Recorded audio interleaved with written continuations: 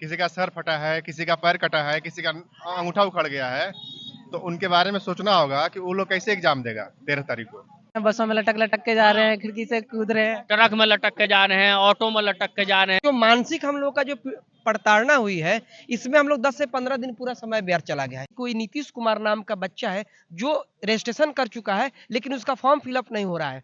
कई ऐसे बच्चे हैं जो 6 महीना 1 साल के लिए मात्र घर से पैसे लेके यहाँ पर पढ़ने आए थे, उनके साथ क्या असर होगा जो फॉर्म नहीं भर पाए हैं। यहाँ कोई रंगोली थोड़ी बनानी है, रंग से क्या फर्क पड़ता है। आप अगर एक ही रंग में देंगे तो उससे क्या फर्क पड़ जाएगा।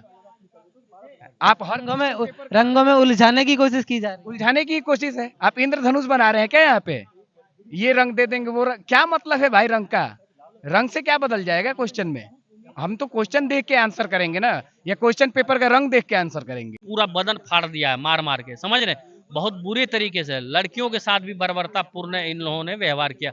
मारने की आवश्यकता क्या थी। अब जो बच्चे मार खाए हैं उनका क्या है, वो कैसे तो अभी वो कंडीशन में है ही नहीं, वो तो डेलमा में है कि जाएंगे कैसे जाएंगे, बीमार है वो। आप लोग क्या चाहते हैं, जो बच्चे घायल हो गए हैं बुरी तरीके से, उनके लिए क्या डिमांड है आपकी?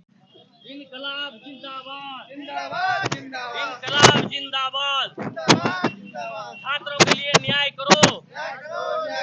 अपनी नाकामी का ठीकरा दूसरे के सिर पे फोड़ना।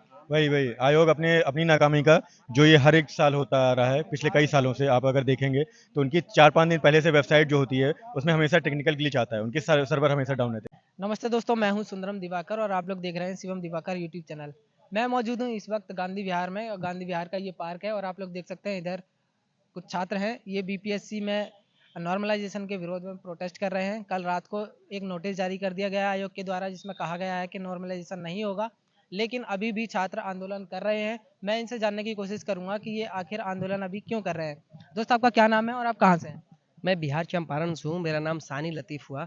आंदोलन करने का मेन मतलब यही है कि ये जो 3-4 कलर में पहले बोले कि मैं सवाल पूछूंगा, ये एक बच्चों के मनों में शंका पैदा कर दिए। और पहले ये कुछ ऐसा बोले थे कि मैं नॉर्मलाइजेशन करूंगा, तो 15 दिन से बच्चों यही वहापोह में करे रह रहे थे कि आप नॉर्मलाइजेशन करने वाले हैं, ये करेंगे, जो कि बहुत घातक होगा। अभी हाल के राज्य यूपी में ऐसा हुआ था, 4 दिन तक बच्चे चढ़ गए आयोग के दफ्तर के ऊपर, एक तरह से चढ़ ही गए आयोग के दफ्तर के ऊपर, और उनको नॉर्मलाइजेशन बैक करना पड़ा। लेकिन बिहार में आपका 1 सप्ताह बाद परीक्षा है, और उसके पहले तक आप कुछ नहीं बता रहे कि नॉर्मलाइजेशन करेंगे कि नहीं करेंगे।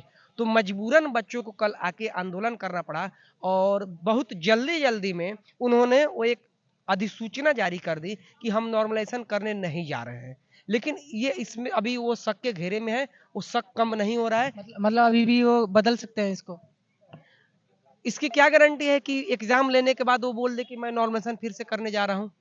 जब परीक्षा आप ले लेंगे तो उसकी कोई गारंटी नहीं है ना कि आप फिर बोल देंगे कि मैं करने जा रहा हूँ। तो बच्चों तो एक डर के साए में रहेंगे। सोशियो रिलीजियस रिफॉर्म से सवाल पूछ रहे हैं 1 नंबर का, और 1857 से पूछ रहे हैं। दोनों की एक ही वैल्यू हुई, दोनों में एक ही एनर्जी खपत हुई, दोनों में डिफरेंट एनर्जी खत्म हुई, दोनों को वैल्यू ज्यादा है, तो आप दोनों के 1 नंबर कैसे दे सकते हैं। कोई नीतीश कुमार नाम का बच्चा है जो रजिस्ट्रेशन कर चुका है, लेकिन उसका फॉर्म फिलअप नहीं हो रहा है। कई ऐसे बच्चे हैं जो 6 महीना 1 साल के लिए मात्र घर से पैसे लेके यहाँ पर पढ़ने आए थे, उनके साथ क्या असर होगा जो फॉर्म नहीं भर पाए हैं। तो आंदोलन का अभी मेन जो कोर डिमांड है, कोर डिमांड तो सॉल्व ही नहीं हुआ है, इसीलिए एजिटेशन हो रही है। अच्छा, आपकी जो कोर डिमांड है वो क्या है? कोर डिमांड ये है कि आपने नॉर्मलाइजेशन के लिए जो वापस किया कि नॉर्मलाइजेशन वो वापस ले लेंगे। ये पता ना आप अपने आंतरिक मन से कह रहे हैं कि बाहरी दबाव दबाने के लिए नॉर्मलाइजेशन वाले मुद्दे को थोड़े ठंडे बस्ते में आपने डाल दिया। अच्छा, आप ये बताइए, आयोग ने ये कह दिया है नोटिस जारी करके कि नॉर्मलाइजेशन लागू नहीं करेंगे। अब आप लोगों का कहना है कि आयोग ही अपने आंतरिक मन से कह रहा है या ऊपरी मन से कह रहा है, बाद में पलट जाएगा। तो मतलब आप लोग क्या चाहते हैं कि अब आयोग किस तरीके से आपको बोले कि ये नहीं होगा, तब आप लोग मानेंगे? आयोग को अगर नॉर्मलाइजेशन नहीं लाना चाहिए था, तो 15-20 दिन से छात्र नेता दिलीप जो सुबह शाम जाके आयोग के दफ्तर के चक्कर काटते थे, उनसे बोलना चाहिए था ना उनको कि ये चीजें कुछ नहीं हो रहा है। जब हजारों के तादाद में जब बच्चे आ गए, केओटिक सिचुएशन जब बिहार में क्रिएट हो गई, खास करके कैपिटल पटना में, तब आप शाम में 7 बजे रात के नोटिफिकेशन जारी करेंगे कि नहीं हो रहा है। तो आप 2 महीने से क्या कर रहे थे, कुछ तो बता सकते थे ना। कि नहीं होगा, आप लोग निश्चिंत रह के पढ़ाई करो। तो इसीलिए कहा जा रहा है कि आप आंतरिक मन से नहीं करें, आपके बाह्य दृष्टि जो है वो देख रही है जो बच्चे उग्र होते जा रहे हैं, थोड़ी इनको त्वरित शांत कर दो। और ये जब जब एसडीएम का और डीएसपी की सीटें आती है तो बिहार में ऐसे धांधली की बातें क्यों चलती है भाई? 67वीं या 68वीं के साथ भी तो ऐसे ही हुआ था ना, कि जब एसडीएम की सीटें जब ज्यादा रहेगी तो जितने बड़े बड़े अधिकारी लोग हैं उनके जो निकम्मे औलाद हैं, जो पढ़ते नहीं है, जो अय्यासी कर रहे होते हैं बाहर में, उनको सेट कर दो, एक अच्छा तरीका है। और एसडीएम एक ऐसा पोस्ट है कि अगले 8 साल 10 साल बाद प्रोमोट करके सीधे सेक्रेटरीट में भेज देते हैं। नॉर्मलाइजेशन नहीं होगा, वो तो आयोग ने कह दिया कि नहीं होगा। इनका कहना है कि ये ऊपरी मन से कहा है या फिर वाकई नॉर्मलाइजेशन नहीं करेंगे। इनका संदेह ये है कि आयोग पलट सकता है अपना फैसला, बाद में कह देगा कि नहीं भाई अब तो नॉर्मलाइजेशन होगा। बाकी की इनकी जो 2 डिमांड बची हुई हैं वो एक है फॉर्म रीओपन की। बहुत सारे छात्र ऐसे हैं, लगभग 70 से 80 हज़ार छात्र ऐसे बताए जा रहे हैं जो आयोग की वेबसाइट में तकनीकी खराबी के कारण फॉर्म फिलअप नहीं कर पाए थे, जो छूट गए थे। बहुत सारे छात्र ऐसे थे जिनकी फाइनेंशियल स्थिति ठीक नहीं होती है। बहुत सारे छात्र ऐसे होते हैं जो काम धंधा करते हैं, उनकी सैलरी आती है, उसके बाद में फॉर्म फिलअप करने के लिए फीस जुटा पाते हैं। तो ऐसे ही अलग अलग लोगों के लिए अलग अलग रीज़न हो सकते हैं। तो उनको जो समय सीमा दी गई थी उस समय सीमा के अंदर वो जब चाहे तब कर सकते थे।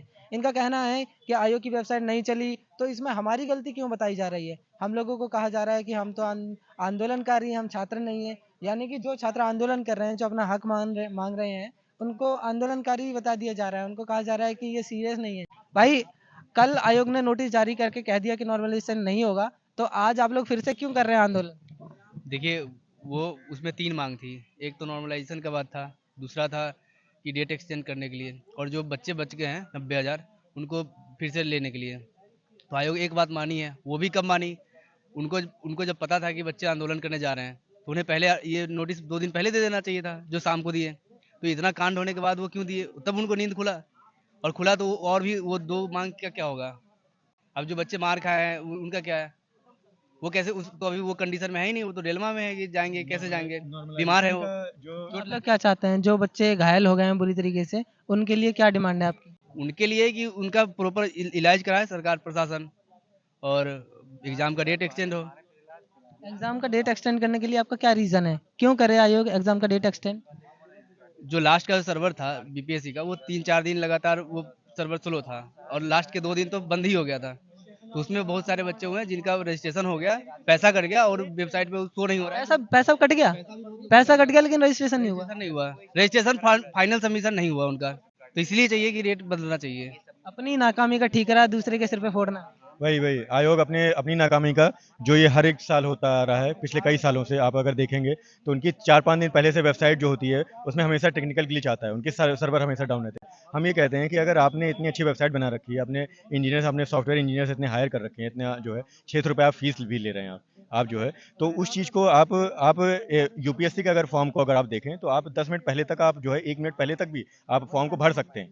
लेकिन आयोग की साइट में हमेशा ये होता आ रहा है कि 4-5 दिन पहले से साइट काम करना बंद कर देती है। ऐसा क्यों होता है? अगर आपने प्रॉपर तरीके से, आपने सुचारू तरीके से अगर आपने अपनी वेबसाइट को चलाया होता तो हम ऐसा हर बार होता है कि 4-5 दिन पहले वेबसाइट काम करना हर बंद? बार होता है। आप ये 67वीं में ले लीजिए, 68वीं में ले लीजिए, 69वीं में ले लीजिए, या 70वीं में इस बार का ले लीजिए, ये हर एक बार ऐसे होता है।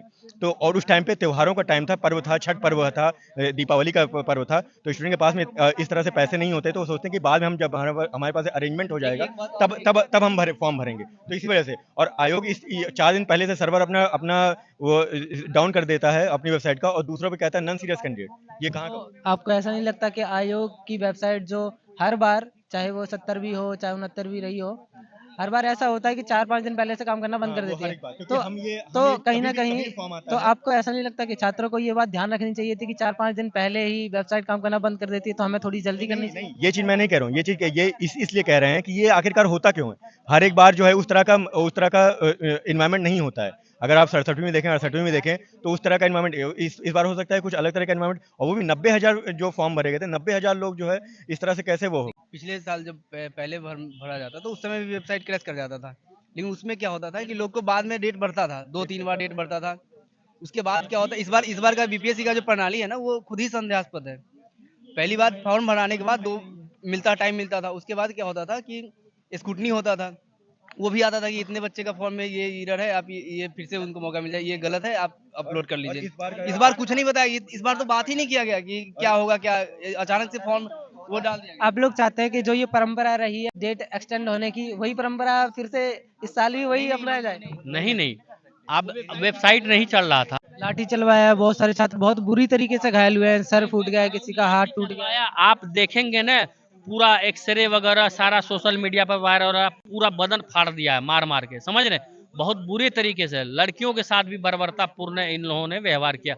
मारने की आवश्यकता क्या थी? ये लोग शांति पूर्वक आराम से बीपीएससी के सामने पीसफुल तरीके से अपनी मांग को लेके, और इन्होंने कहा था कि हम लोग वहां जाएंगे, 5 लोग वहां जाएंगे आयोग के सामने, एक आवेदन देंगे कि हमारी ये डिमांड है कि नॉर्मलाइजेशन नहीं हो, बीपीएससी का फॉर्म को रीओपन किया जाए, परीक्षा की तिथि को बढ़ा दिया जाए, परीक्षा जो है सभी के गृह जिला में सेंटर दिया जाए, क्योंकि आप जानते हैं कि बिहार एक गरीब राज्य है, आर्थिक रूप से कितना कमजोर है।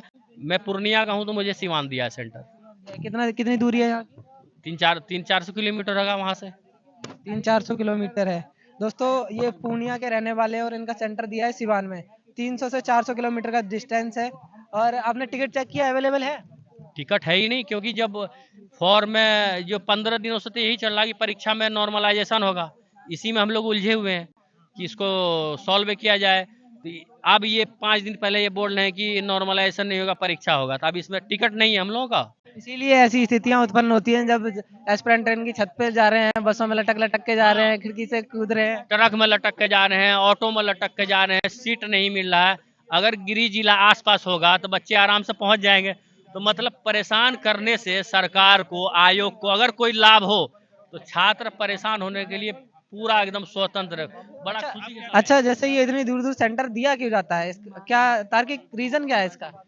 पता नहीं, ये लोग सेंटर दूर में देते हैं कि वो हो सकता है इन लोगों को होगा कि दूसरे जगह सेंटर देंगे तो मतलब है कि गड़बड़ी नहीं होगा, पेपर वगैरह कुछ होगा। गड़बड़ी तो ये लोग पेपर लीक करा देते हैं। पेपर हमेशा 66वीं से लेकर अभी तक तो रेगुलर पेपर लीक ही मामला हो रहा, लीपापोती कर दे रहे हैं। कभी पकड़ाता है, कितना अधिकारी पकड़ाया, बात गोल मटोल करके कहानी खत्म।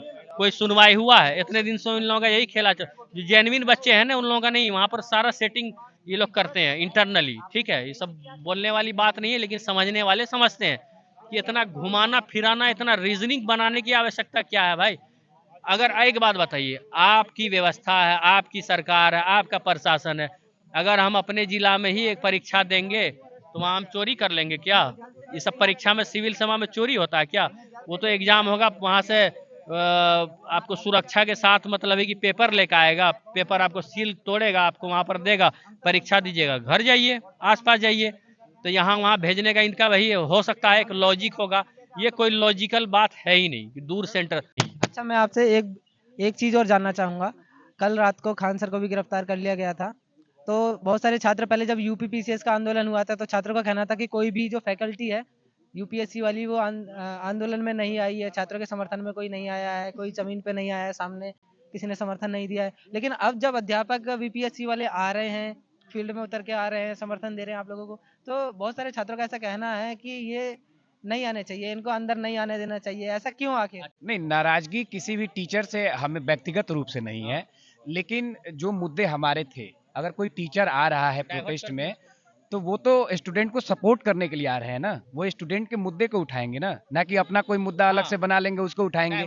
आप जरा सोचिए, 3 तारीख से हम लोग ये डेट दिए हुए थे कि 6 तारीख को बीपीएससी के गेट पे जाके हमें अपनी मांग रखनी है, ठीक है? ये बात क्लियर था। 4 दिनों से पूरे सोशल मीडिया और न्यूज हाउसेस चला रहे थे। अचानक से आप क्या करते हैं, बच्चों को लेके गर्दनी बाग चले जाते हैं। गर्दनी बाग ठीक है, सरकार ने आपको एक जगह दिया हुआ है प्रोटेस्ट करने के लिए, लेकिन गर्दनी बाग में जाके कितने लोगों की मांग मानी गई है अभी तक, कोई मुझे ये बताए। 2-2 साल लड़के वहां बैठे रहे हैं, गर्दनी बाग से कोई भी फैसला नहीं हुआ है आज तक।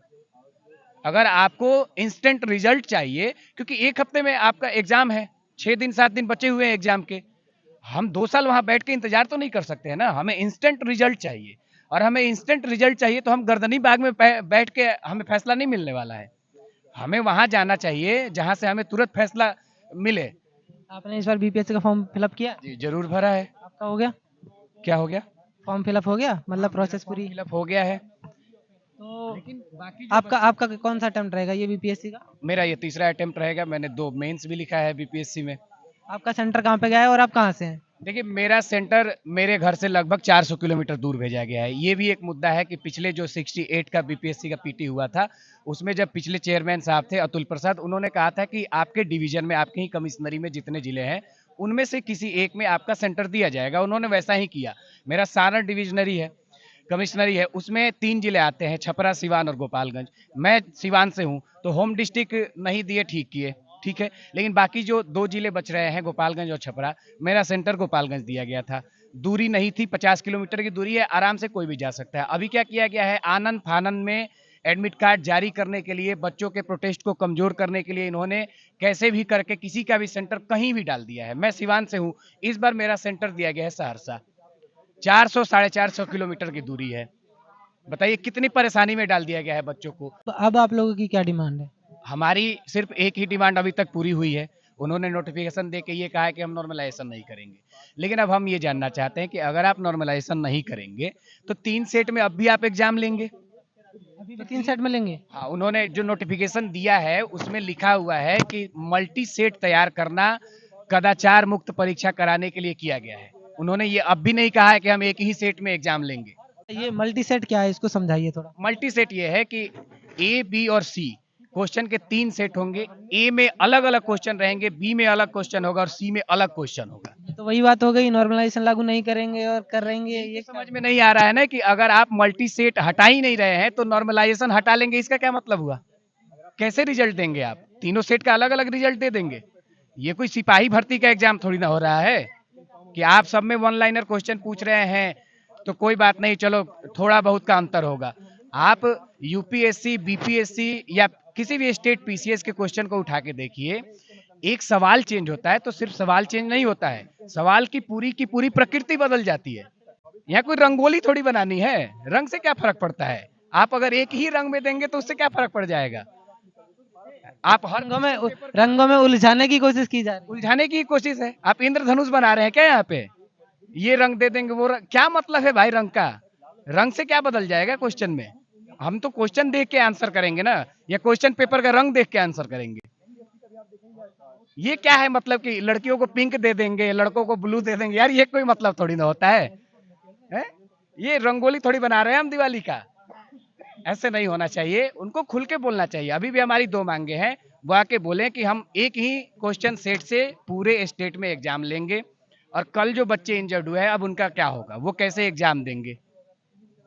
बहुत बहुत शुक्रिया। मैंने यहाँ पे इतने सारे छात्रों से बात की और इनसे बात करने के बाद में जो निष्कर्ष निकल के आया है वो ये आया है कि इनकी 3 डिमांड थी। पहली डिमांड थी कि नॉर्मलाइजेशन की प्रक्रिया को खारिज किया जाए, नॉर्मलाइजेशन बीपीएससी में नहीं होना चाहिए। आयोग की वेबसाइट में तकनीकी खराबी थी, 4 से 5 दिन पहले ही ये खराबी आ जाती है, ऐसा इन छात्रों ने मुझे बताया। और जब 4-5 दिन पहले ही ऐसी खराबी आ जाएगी, 4-5 दिन तक ऐसी खराबी चलेगी, तो कितने सारे छात्र, कितनी बड़ी संख्या में छात्र ऐसे रहे होंगे जो फॉर्म फिलअप नहीं कर पाए होंगे। एक बात और मुझे यहाँ पर सुनने को मिली, वो ये कि उनकी जो एग्ज़ाम फॉर्म भरने के बाद में जो फीस डिडक्शन होता है वो फीस भी डिडक्ट हो गई है, लेकिन उसके बाद भी उनकी फॉर्म फिलअप की प्रोसेस जो है वो पूरी नहीं हुई है। तो इनकी यही मांग है कि फॉर्म भरने की जो डेट है उसको एक्सटेंड किया जाए उन छात्रों के लिए जो प्रोसेस में है लेकिन उसको पूरा नहीं कर पाए। दूसरा, एग्ज़ाम की डेट को भी एक्सटेंड किया जाए ताकि ऐसे छात्र जो कहीं न कहीं मानसिक स्थिति खराब होने की वजह से सही से पढ़ नहीं पाए हैं, उनको अच्छे से रिकवर करने का मौका मिले। तो आज की वीडियो में इतना ही, मिलते हैं आपसे किसी और वीडियो में। ये वीडियो देखने के लिए आपका बहुत-बहुत शुक्रिया।